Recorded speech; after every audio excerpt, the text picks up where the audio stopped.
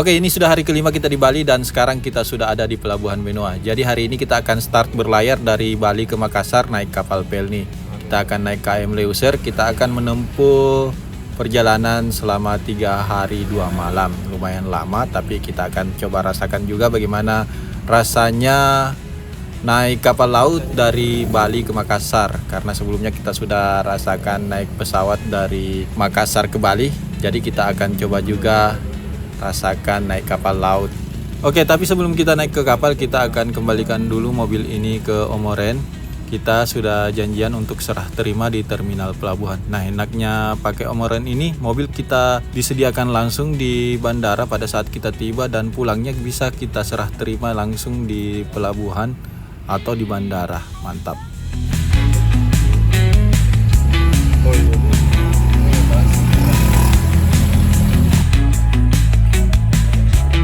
Terima kasih Mas ya atas mobilnya selama di Bali, mantap. Oke, makasih Mas.